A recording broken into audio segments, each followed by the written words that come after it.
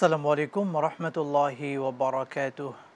আলহামদুলিল্লাহি ওয়াকাফা ওয়াসসালামু আলা ইবাদিহিল্লাযীন ইসতাফা আম্মা বাদ। প্রিয় দর্শক মণ্ডলী, সুন্দর এই সময়ে বিশ্বের যে প্রান্ত থেকে আপনাদের প্রিয় চ্যানেল দেশ টিভির পর্দায় আমাদের সাথে যুক্ত হয়েছেন, প্রত্যেককে আন্তরিক মোবারকবাদ, প্রীতি এবং শুভেচ্ছা জানাচ্ছি ইসলামী জীবন ও জিজ্ঞাসার আজকের এই পর্বে।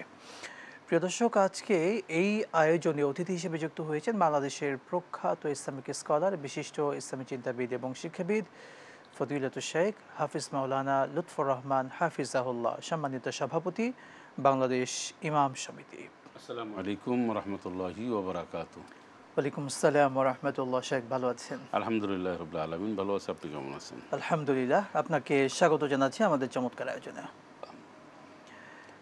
প্রিয় দর্শক মণ্ডলী, ইসলামিক যে কোনো প্রশ্ন করতে আপনার স্ক্রিনে দেখানো নাম্বারে ফোন করে জীবন ঘনিষ্ঠ ইসলামিক যে কোনো প্রশ্ন করুন, কিংবা দেশ টিভি ইসলামিক শো ফেসবুক পেজে গিয়েও কমেন্ট বক্সে যে কোনো প্রশ্ন রাখতে পারেন। ইসলাম আমাদের জীবনের প্রতিটি বিষয়ের সমাধান দিয়েছে।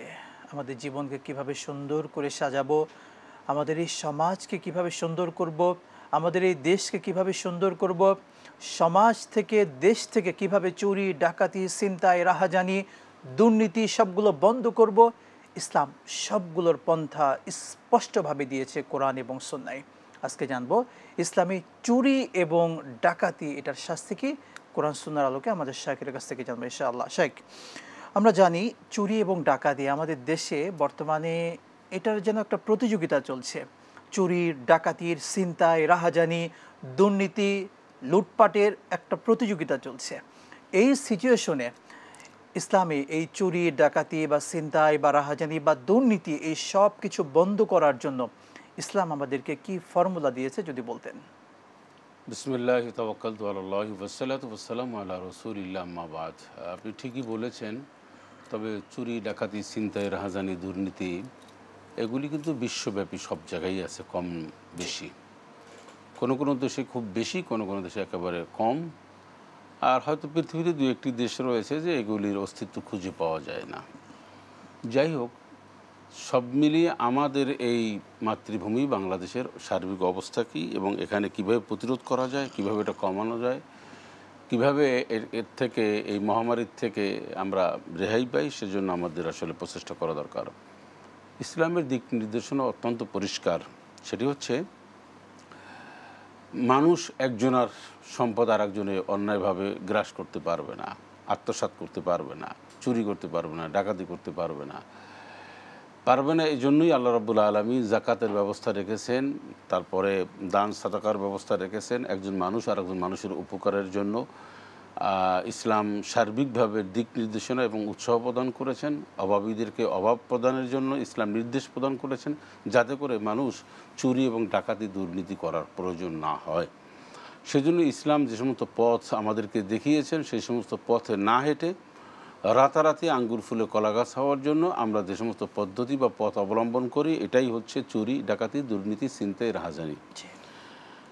এগুলি হচ্ছে মারাত্মক ধরনের শরিয়তের দৃষ্টিকোণ থেকে অপরাধ হচ্ছে দেশের আইন কানুন যে রয়েছে, দেশীয় আইনেও এর ব্যাপক এর অপরাধ এবং খুব বড় ধরনের অপরাধ রয়েছে। তো আমরা আইনের বিষয়টি যদি দেখি, আইন হয়তো সেভাবে প্রয়োগ করা হচ্ছে না, বা আইনের ফাঁক ফোকর দিয়ে বারবার এই ছিনতাইকারী চুরি ডাকাতি দুর্নীতিবাজরা রেহাই পেয়ে যাচ্ছেন বিধায় শরীয়তের বিধিবিধান আসলে লঙ্ঘন, তারা তোয়াক্কা করছে না। শরীয়ত বলছে এভাবে যে, তুমি যদি একজনের মাল আর একজনের যদি চুরি করো, তো ওয়াসারিকু ফাকতু আইদিহুমা জাযাআম বিমা কাসাবা নাকালাম মিনাল্লাহ ওয়াল্লাহু আজিজুন হাকিম।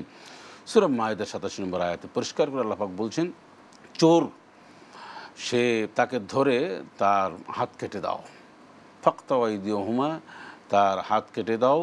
এই এক ডান হাত মানে উল্টো করে, ডান হাত বাম পা এরকম, মানে তার হাত কাটাটার যে বিধিবিধানটা আল্লাহ পাক দিয়েছেন সূরা মায়েদার মধ্যে, এটাকে আমরা বর্বর আইন বলে অনেকে মনে করার চেষ্টা করি, কিন্তু আসলে এটা হচ্ছে জনকল্যাণ এবং মানুষের শান্তির নিশ্চয়তার একটা গ্যারান্টি। কারণ আজকের আপনার সম্পদ চুরি হলে, ডাকাতি হলে আপনার কতটুকুন ক্ষতিগ্রস্ত হবেন, এটা আমি সত্যিকার অর্থে আমি পুরোপুরি উপলব্ধি করতে পারবো না, ঠিক, কিন্তু আমারটা চুরি হলে আরেকজনে পারবে না। কিন্তু ইসলাম বলছে যে এই সম্পদ, একজনের সম্পদ কোনোভাবেই পড়ে থাকবে, হ্যাঁ, দরজা খোলা থাকবে, তো কিন্তু কোনো মানুষ সেখানে ধরতে পারবে না। ধরলেই যে শাস্তিটা এটা আল্লাহ বিধান দিয়েছেন, কারণ একজনের শাস্তি যদি প্রয়োগ করা হয়, একজনের শাস্তি যদি বাস্তবায়ন করা হয়, সমাজে আরও 10টি চোর, 10টি ডাকাত, 10টি দুর্নীতিবাজ দেখে শিক্ষা গ্রহণ করবে। কিন্তু আমরা এই আইনটি বাস্তবায়ন করতে সক্ষম হইনি। আমাদের আমল, আমাদের দুর্বলতা, সামাজিক, রাষ্ট্রীয় এবং মানুষের এটা না বোঝার কারণে, ফজিলতটা কি এটা না বোঝার কারণে আজকের আমরা এই আইনটা চর্চা করতে পারিনি। তবে এই আইন চর্চার আগে, এই আইন বাস্তবায়নের আগে যদি আমরা ভালো হয়ে যাই, এই আইনটি বাস্তবায়ন সমাজে হওয়ার আগেই যদি আমরা তাকওয়া, পরহেজগার, মুত্তাকির এবং উপলব্ধি করতে শিখি এবং আমরা প্র্যাকটিস যদি করতে পারি যে অন্যের সম্পদ কোনোভাবেই আমি গ্রহণ করতে পারি না, কিয়ামতের দিনের আমার জবাবদিহি করতে হবে, এই জবাবদিহিমূলক একটি জীবনযাপন যদি আমরা গঠন করতে পারতাম, তাহলে আজকের এই আমাদের চুরি, ডাকাতি, রাহাজানি, তারপরে ছিনতাই যা আছে এটা কোনো কিছুই হতো না। এটা সমাজ থেকে একেবারে নির্মূল হয়ে যেত, সমাজে এটাকে কোনোভাবেই খুঁজে পাওয়া যেত না, এটা পাত্তাই থাকতো না। কিন্তু আমরা যখনই ইসলামের বিধিবিধান ছেড়ে দিয়েছি, চর্চা করা ছেড়ে দিয়েছি, ইসলাম সম্পর্কে যখন আমরা অবহিত নই, অর্থাৎ কোরআন এবং সুন্নাহকে পুরোপুরি পাশ কাটিয়ে নিজের কুপ্রবৃত্তি অনুসরণ করে যখন জীবনযাপন করা শুরু করলাম, মানব রচিত মতবাদের উপরে ভিত্তি করে যখন আমরা শুরু করলাম, তখনই কিন্তু দেখেন এই সমাজে অশান্তি চতুর্দিক থেকে বেড়ে গেল। সমাজের এই অশান্তি দূর করার কোনো উপায় নেই, কোরআন সুন্নাহর বিকল্প নেই। কোরআন সুন্নাহর সামনে এসে আত্মসমর্পণ করলেই একমাত্র সমাজ থেকে এই সব বিধিবিধান, এই সমস্ত সব কিছু মানে গর্হিত কাজগুলি, অনিসলামিক কার্যক্রমগুলি, এই ব্যাধিগুলি দূর হবে। এছাড়া ইনশাআল্লাহ চমৎকার বলেছে। সত্যি কোরআন সুন্নাহর কোনো বিকল্প নাই। আমরা যখনই কোরআন থেকে উল্টা দিকে হাঁটা শুরু করেছি, ইসলাম থেকে উল্টা দিকে হাঁটা শুরু করেছি, আমাদের সমাজ এবং আমরা অন্যায়ের দিকে তখনই ধাবিত হচ্ছে। যদি আমরা সেই অন্যায় পথ থেকে ফিরে আসতে চাই, তাহলে ইসলামের পথে হাঁটতেই হবে, এটার কোনো বিকল্প নেই। শেখ বলতেন, আমরা অনেকে মনে করছি ইসলামী যে চুরির শাস্তি হাত কাটা, আসলে এটা বর্বর বা এটা অমানবিক। আসলে ইসলামের শাস্তি কি কখনো অমানবিক, বা এটার মধ্যে কোনো রহস্য আছে কিনা যদি একটু বলতেন। অমানবিক তো নয়ই, বরং মানবিক, মানবীয় এর মধ্যে ভরপুর। আল্লাহ পাক প্রত্যেকটা বিধিবিধান দিয়েছেন মানব সম্প্রদায়ের কল্যাণের জন্য। মনে রাখতে হবে, আজকের একজন মানুষকে হত্যা করলে ইসলামের বিধান হচ্ছে তাকেও তুমি হত্যা করো। এই কেসাস কেন এসছে? এখন সে যে বলে বর্বর, তার একটা ছেলে যদি নিহত হয়, হত্যা করা হয়, তার ভাইকে হত্যা করা হয়, তখনই সে আর এইটা বুঝবে না, এইটা আর কখনোই বলবে না যে এটা বর্বর। তখন একজন নামাজ নাই, কালাম নাই, এমন একজন দুনিয়াবী মানুষ যে তার ভাই, ছেলে, মেয়ে কাউকে যদি হত্যা করে ফেলে, তাহলে কিন্তু সে চাইবে যে আমি হত্যার বদলে হত্যা চাই, যে হত্যা করে তাকেও আমি ফাঁসি চাই। হ্যাঁ, এইটাই কিন্তু আমরা দুনিয়া চিরচরিত সব জায়গায় দেখে আসছি। তো ইসলাম তো ঠিক তাই বলছে, তুমি এক মায়ের কোল খালি করেছো, তোমার খালি হতে হবে, দুনিয়ার থেকে তোমার যেতে হবে। তুমি কেন একজন মায়ের কোল খালি করলে, কেন একজন ভাইকে হত্যা করলে, কেন একজন সন্তানকে হত্যা করলে, তা তোমাকেও সেই পথে যেতে হবে। এটার মানে হচ্ছে চিরতরে এই পথ রুদ্ধ করে দেওয়া, বন্ধ করে দেওয়া। এই ছিদ্র দিয়ে আর কখনো সন্ত্রাস গজাবে না, এই ছিদ্র দিয়ে আর কখনো ছিনতাইকারী বের হবে না।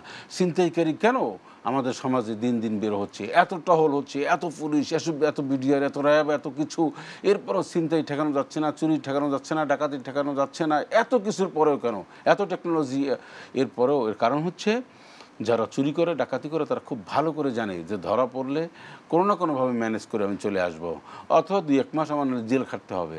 এই নকল টাকা যে তৈরি করে, এই জাল টাকার কারখানা আমরা বিভিন্নভাবে দেখতে পাই বিভিন্ন সময়, যে এই যে একটা বড় অপরাধ বা মানে একটা বড় একটা চক্র, এরা যে দিন দিন এটা কমছে না, কারণ তারা জানে এটা ধরা পড়লে এটা 6 মাস 3 মাস পর আবার আমরা চলে আসব।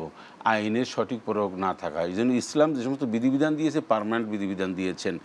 ইসলামের অ্যান্টিবায়োটিক হচ্ছে যে কোরআনের সুন্নাহর যে বিধিবিধান, এটা এমন যেটা একবার খাইলে সেকেন্ডে আর এটা খেতে হয় না, এটা প্রয়োগ করতে হয় না, একবারই জ্বর আর একবারই ব্যাধি ভালো হয়ে যায়। মোট কথা আমরা দেখতে পাই একটা সমাজে যদি একটা আইন প্রয়োগ করা হয়, বাইতুল মোকাররমের সামনে যদি এরকম একটা কিছু করা হয়, দেখবেন হাজারো ছিনতাইকারীরা, হাজারো চোর যারা, তারা ভয় পেয়ে যাবে। এই যে দুর্নীতি যারা করেন, দুর্নীতির বিচার কি হয়? দুর্নীতি, একটা দুর্নীতিকে ধরে বাইতুল মোকাররমের সামনে যদি টানিয়ে সবাইকে বলা হয় থুতু নিক্ষেপ করো, এই চেহারা, মানে তাকে যদি লানাত দেওয়া হয়, আর অন্য শাস্তির কথা বাদ দিলাম, তাহলে কয়জনে এরকম করবে? আমরা তো এটা করি না। না করার কারণে সমাজ আজকের অধপতনে যাচ্ছে। আমরা চিল্লাচ্ছি টেলিভিশনে, সোশ্যাল মিডিয়ায়, বিভিন্ন ওয়াজ মাহফিল, মসজিদে, আর আমাদের এই জাতিকে বলাই আমাদের দায়িত্ব। যদি জাতি সবাই যদি না বোঝেন, সবাই যদি এটাকে গুরুত্ব না দেন, আমলে না আনেন, তাহলে অন্তত আমরা আল্লাহর কাছে বলতে পারবো, আল্লাহ তাআলা তোমার বিধিবিধানের ফজিলত আমরা মানুষের সামনে তুলে ধরেছি, মানুষ যদি এটা গ্রহণ না করে আমাদের কি করা আছে?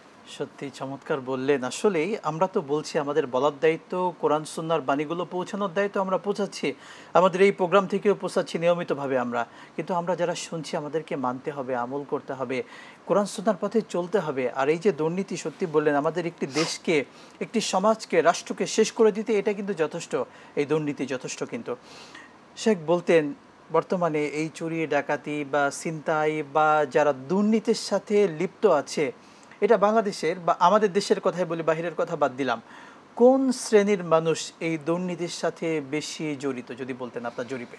দুর্নীতির সাথে জড়িত ম্যাক্সিমাম ক্ষেত্রেই যারা এটা সুযোগ পায় তারা। যেন একজন ইমাম দুর্নীতির সাথে জড়িত না, একজন খতিব দুর্নীতির সাথে জড়িত না, কারণ কোনো স্কোপই নেই। আচ্ছা, এখন এখানে শিক্ষা ও শিক্ষার কথা আমি বলবো না, তবে যারাই দুর্নীতির সুযোগ পেয়েছে এর মধ্যে ম্যাক্সিমাম মানুষই এই কাজটি করাপ্টেড হয়েছে তারা, তবে এরা শিক্ষিত পারসন অনেক, খুব বেশি।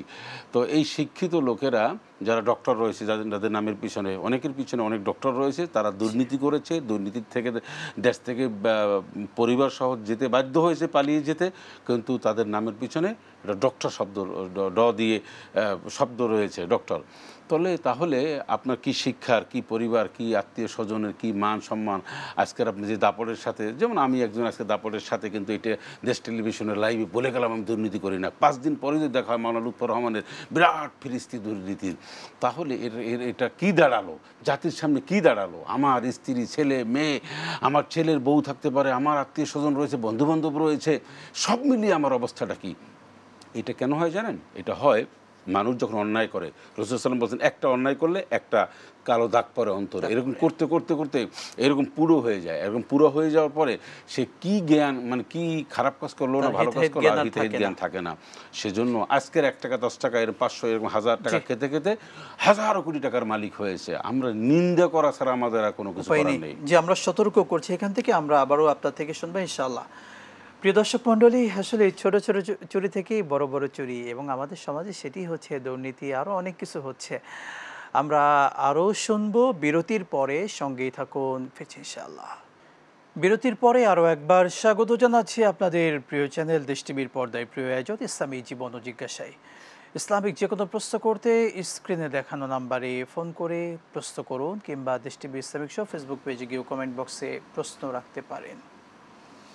শেখ, আমরা দুর্নীতি নিয়ে শুনছিলাম, চুরি নিয়ে শুনছিলাম, ডাকাতি, ছিনতাই, এই কাজগুলো নিয়ে শুনছিলাম। আমাদের কাছে দুটি মাসালা এসেছে। যেহেতু বর্তমান সময়ে আমাদের তরুণ সমাজ বা অনেকে খেলাধুলার সাথে লিপ্ত বা তারা দেখছে, তো খেলাধুলার জয় পরাজয়ে আলহামদুলিল্লাহ বা মাশাল্লাহ বলা জায়েজ কিনা, আমরা উত্তর নেব। একটা ফোন কল আছে। আসসালামু আলাইকুম ওয়া রাহমাতুল্লাহ। দর্শক কে আছেন, প্রশ্ন করুন। ওয়ালাইকুম আসসালাম। হুজুর, আমি যেটা বলছিলাম যে সমাজে যারা কুখ্যাত দুর্নীতিবাজ, তারা মারা গেলে তাদের জানাজা নামাজ বন্ধ করতে হবে, এই ব্যাপারে কি খুব একমত হবেন? জি, চমৎকার বলেছেন শেখ। যারা সমাজে পরিচিত দুর্নীতিবাজ তাদের ব্যাপারে যদি বলতেন। না, দুর্নীতিবাজদের তো জানাজা নামাজে তো আমরা সবাই জানি যে খুব ভালো মানুষেও যায় না, খুব বড় মানুষেও পড়ায় না, যত বড় ফিগারই হোক না কেন। এখন বিগ ফিগার হলেও কোনো সমস্যা নেই, এরা যে দুনিয়ার থেকে একটা দুর্নীতি বা করাপ্টেড হিসাবে যে যাচ্ছে, আল্লাহর কাছেও ঠিক সেইভাবেই করাপ্টেড হিসাবেই পরিস্থিতি লাভ করবে, আল্লাহর কাছে সেভাবেই তারা স্থান পাবে, এ ব্যাপারে সন্দেহের কোনো অবকাশ নেই, বিশেষ করে তারা দুর্নীতি করে। আপনাকে একটা কথা ছোট্ট করে বলে রাখি, এই যে আমি আয়াতটি পড়েছিলাম সূরা মাইদার থেকে, যেখানে হত্যা মানে হাত কাটার কথা বলা হয়েছে, ওর পরেই কিন্তু রয়েছে যে ফামান তাবা মিন বাদি যুলমি ওয়া আসলাহা ফা ইন্নাল্লাহা ইয়াতুবু আলাইহি ইন্নাল্লাহা গফুরুর রহিম। অর্থাৎ এই চুরি করার পরে, এই গরিত কাজ করার পরে যদি কোনো মানুষ ফিরে আসে, তাহলে ফিরে আসার পরে যদি সে সংশোধন হয়, আল্লাহর কাছে ইস্তেগফার করে, তাহলে আল্লাহ ক্ষমা করে দেবেন, এমনটি রয়েছে। কিন্তু ডাকাতি এবং যারা এই দুর্নীতি করে তাদের ব্যাপারে কিন্তু এই ছাড়টা নাই। কারণ এই টাকাটা আপনি মানুষের টাকা, মানে সরকারি টাকা চুরি করা মানে যা মানুষের টাকা চুরি করা, এই মানুষের টাকা যে আপনি খেয়েছেন, এটা আপনি টোটাল টাকাটা রিটার্ন দিলেও কাজ হবে না। এর মানে হচ্ছে আপনি ধরুন 500 কোটি টাকা আপনি দুর্নীতি করেছেন, এখন 500 কোটি টাকা যদি এইটা আল্লাহর রাস্তাও দিয়ে দেন তাহলেও কাজ হবে না, 1000 কোটি টাকা দিলেও কাজ হবে না, কারণ এটা যার যার টাকা তাকেই ফেরত দিতে হবে। তবে সরকারি কোষাগারে যদি জমা দেন টোটাল টাকাটা, তাহলে সেটা একটা ভিন্ন হিসাব। কিন্তু আপনি অনেকেই মনে করেন যে আমি টাকা ঘুষ আপনি দুর্নীতি করে মসজিদ করে দিছি, মাদ্রাসা করে দিছি, বা অনেক কিছু করেছি, না কোনো কাজ হবে না। বলছিলেন আপনি যে খেলাধুলার ক্ষেত্রে আমরা মাশাআল্লাহ বলি, আলহামদুলিল্লাহ বলি, আবার খেলায় জিতে বা হাফ সেঞ্চুরি বা আর কি বলে 100 রান করে সেজদা দিই, এটা একটাও জায়েজ নেই। টোটাল জিনিসটা যেখানে ইসলামী প্রশ্নবোধক, সেখানে আপনি শরীয়তের কোনো বিধিবিধান ঢুকাতে পারবেন না, কোনো আমল করতে পারবেন না। আমরা দেখি কথায় কথায় খেলোয়াড় থেকে শুরু করে কখন ইনশাল্লাহ বলতে হবে, কখন আলহামদুলিল্লাহ বলতে হবে, এটা আমরা না জানার কারণে এই পলিটিক্যাল ব্যক্তি যারা, সাধারণ কিছু মানুষ রয়েছে, খেলোয়াড় রয়েছে, তারা কখন ইনশাল্লাহ, খেলার ভিতরে ইনশাল্লাহ, তারপরে এই মানে নেগেটিভ কাজ এবং অনইসলামিক কাজ করার ক্ষেত্রে আপনি ইনশাল্লাহ বলবেন, আবার সম্পন্ন হওয়ার পর আলহামদুলিল্লাহ বলবেন, এগুলি মানে যা আছে এগুলি করা সম্ভব নয়। আমরা আরও ডিটেলসে যেতে পারি যে খেলার মধ্যে যে সেজদা দেয়, এই সেজদাটা বলে শুকরিয়া দেন সেজদা, কোথাও কোন পৃথিবীর কোন ইসলামিক স্কলার একমত না যে খেলাধুলায় আর এরকম আপনি জিতে 100 রান করে যে সেজদা দিবেন, হ্যাঁ উজু আছে কি না, তারপরে এই কাজটা যেখানে ইসলাম সমর্থন করে না সেই কাজটি সম্পন্ন করে সেজদা, এই যেন বিসমিল্লাহ বলে মদ খাওয়া। কথা বুঝতে পেরেছেন? চমৎকার দৃষ্টান্ত দিয়েছেন শেখ। একই সাথে আরেকটি প্রশ্ন আপনার কাছে রাখতে চাচ্ছি। আমরা জানি খেলাধুলায় বাজি ধরা হয়ে থাকে, ইন্টারন্যাশনাল যে ক্রিকেটগুলো আছে বা বিভিন্ন খেলাধুলায় কিন্তু বাজি ধরা হয়ে থাকে। যারা এইরকমভাবে টিভির সামনে বসে বা খেলা দেখছে বাজি ধরছে, এই বাজি ধরাটা বা যারাই যে কোনো বিষয় নিয়ে বাজি ধরছে, এটা ইসলাম সমর্থন করে কিনা? ইসলাম সমর্থন তো অনেক পরের ব্যাপার। ইসলাম এটা প্রত্যাখ্যান করেছে, নিষেধ করেছেন, ইন্নামাল খামরু আল মাইসির, এই যে জুয়া, এই যে খেলোয়াড়, এই যে খেলা মানে এই তো জুয়া, এটা তো সবাই এখন ওপেন সিক্রেট যে হাজারো কোটি টাকারও খেলা অনুপাতে জুয়া হয়। তো বা আরও যা আছে, হ্যাঁ এমনি খেলার বাইরেও, এগুলোর পরিপূর্ণ নিষেধ। বলছে এগুলো শয়তানের কাজ।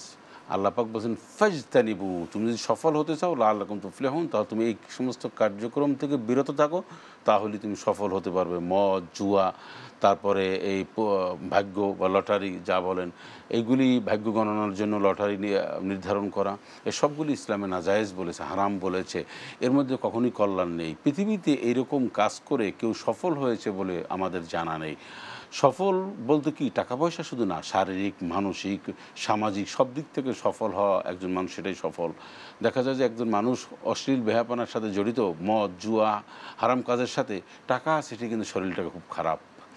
আচ্ছা, তার টাকা আছে বটে, কিন্তু সে দুর্নীতির 5টা-4টা মামলা খেয়েছে, বা টাকা আছে তার ছেলে মেয়ে প্রতিবন্ধী হয়েছে, নানান ধরনের। আল্লাহ পাক এই সমস্ত লোকদেরকে কোনোভাবেই চতুর্দিক থেকে ভালো রাখেন না। এটাই আল্লাহ পাকের ওয়াদা, রাসূল আকরাম সাল্লাল্লাহু আলাইহি ওয়াসাল্লামের ওয়াদা, যে এরকম হারাম কাজের সাথে যারা জড়িত থাকবে আল্লাহ পাক তাদেরকে কোনোভাবেই ছাড় দেবেন না, কোনো দিক থেকে ছাড় দেবেন না। তাকে এমন একটা বিষয় তাকে ডাউন করে দেবেন, এমন একটা বিষয় তাকে এমন একটা প্রবলেম করে দেবেন যে সারাটা জীবন এই কষ্ট নিতে নিতেই তাকে দুনিয়া থেকে বিদায় নিতে হবে। আল্লাহ পাক আমাদেরকে সঠিক বোঝার তৌফিক দিন, আমিন। শেখ, বলবেন আমাদের সমাজে আমরা চোর 2 টাইপের দেখতে পাই, কোটটাই পরা চোর এবং কিছু হলো অভাবে পড়ে চুরি করছে। তো যারা অভাবে পড়ে চুরি করছে নিজের ফ্যামিলিকে মেনটেন করার জন্য, এদের শাস্তির বিধানটা কেমন হবে বা এদের ব্যাপারে কি বলবেন? সুন্দর প্রশ্ন করেছেন। ওমর রাদিয়াল্লাহু তাআলা আনহুর সময় কিন্তু এই আয়াতের বিধিবিধান স্থগিত রাখা হয়েছিল। বলা হয়েছে যে এখন সমাজে দুর্ভিক্ষ চলছে, এখন এই ক্ষুধার তাড়না যদি কেউ কোনো কিছু করে তাহলে এই বিধান এখন কার্যকর হবে না, এটা সাময়িক সময়ের জন্য। তো সেখান থেকে এবং ইসলামিক ওলামায়ে কেরামগণ বলছেন যে কেউ যদি চোরের মাত্রার উপরে এই বিধানটা কার্যকর হবে, যে চুরিটা কী পরিমাণ চুরি করলো, চুরির পিছনে রিজনটা কি, সে কি অভাবই না প্রফেশনালিজম মেনটেন করছে, অথবা এইটার উপর নির্ভর করে সবাই চুরি করলেই এবং সব একটু একটু চুরি করলেই যে হাত কেটে দেবে বিষয়টা এমন না, এটা মাত্রা রয়েছে, এটাও মনে রাখতে হবে। সুতরাং একজন অভাবী মানুষ যদি চুরি করে তার শাস্তির বিধান আলাদা, আর একজন কোট টাই পরা যে মানুষটি কলমের সে খোঁচায় যে চুরি করলো তার কোনো ছাড় নাই, তার ব্যাপারে কোনো এক্সকিউজ নাই, তার ব্যাপারে শরীয়তে কোনো ধরনের কোনো সুযোগই নাই, হাই লেভেলের চোর। না না না, এটা তাকে ধরে সাথে সাথে অ্যাকশনে যেতে হবে, এর বিকল্প নাই। সমাজ ভালো রাখতে হলে, দেশ উন্নতি করতে হলে, এই দেশের মেরুদণ্ডকে সোজা করতে হলে দুর্নীতি তাড়াতেই হবে।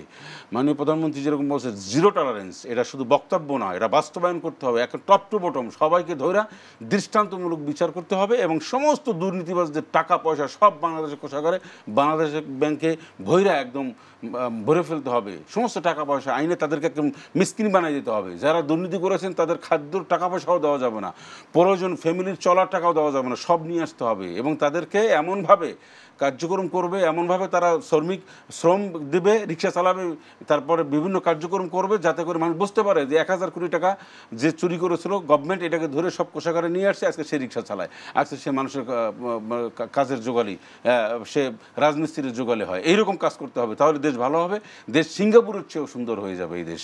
নিঃসন্দেহে আমরাও তো চাই, এবং আমাদের দেশের প্রত্যেকটি মানুষ যারা দেশকে ভালোবাসে তারা চায় এই দেশ এগিয়ে যাক, আরও এগিয়ে যাক দেশ। আমরা এটা চাচ্ছি, দোয়া করছি, সাথে সাথে এই দুর্নীতিবাজদের লাগামকে টানতে হবে। শেখ, আরেকটু বলতেন এই সবশেষ এই দুর্নীতি বা এই সার্বিক এই বিষয়গুলো বন্ধের জন্য আমরা সার্বিক ভূমিকাটা কারা প্রথমে নিতে পারি, যদি একটু বলতেন সংক্ষেপে। রাষ্ট্রীয় যে সমস্ত দুর্নীতি রয়েছে সেগুলি রাষ্ট্রই পদক্ষেপ নিতে হবে, রাষ্ট্র পদক্ষেপ নিতে হবে। রাষ্ট্র পদক্ষেপ নেওয়ার যে উপাদানগুলি, সেই উপাদানের মধ্যে একটি উপাদান হচ্ছে কোরআন এবং সুন্নাহ। আমরা আগেও বলছি এই উপাদান এটা ঢুকাতে হবে। যে সমস্ত সূত্র, যে সমস্ত বিধিবিধানের মাধ্যমে রাষ্ট্র দুর্নীতি বন্ধ করবে, রাষ্ট্র সুন্দরী, এর মধ্যে একটি পদক্ষেপ কোরআন হাদিস থেকে নিতে হবে এবং মানুষ তৈরি করতে হবে। যিনি ঘুষ খাবেন, সুদ খাবেন, তাকে তৈরি করতে হবে আগে। দেখুন, আর্মস দিয়ে মানুষের চরিত্র ভালো করা যায় না, মানুষের চরিত্র ভালো। আল্লাহ তাআলা আমাদেরকে সঠিক বোঝার তৌফিক দান করুন। আপনাকে অসংখ্য ধন্যবাদ, বারাকাল্লাহু ফিক। প্রিয় দর্শক মণ্ডলী, দুর্নীতির ব্যাপারে আমরা কি বলবো আপনারা প্রত্যেকেই জানেন। আমাদের দেশে এমনও মানুষ রয়েছে যিনি 2000 বিঘা বা এর চাইতেও বেশি সম্পদের মালিক এই দুর্নীতি করে হয়েছে। এভাবে অসংখ্য দুর্নীতিবাজ আমাদের দেশে রয়েছে। এদের লাগাম টেনে ধরতে হবে, এদেরকে প্রশ্রয় দেওয়া যাবে না কোনোভাবেই না। ইসলামের আলোকে এদেরকে শাস্তি দিতে হবে, কঠিন শাস্তি। তাহলে আমাদের এই সমাজ সুন্দর হবে, সুন্দর হবে আমাদের এই প্রিয় মাতৃভূমি। আমরা দুর্নীতিকে বিদায় জানাবো এই কথা রেখে আজকের মতো শেষ করছি। আসসালামু আলাইকুম ওয়া রাহমাতুল্লাহি ওয়া বারাকাতুহু।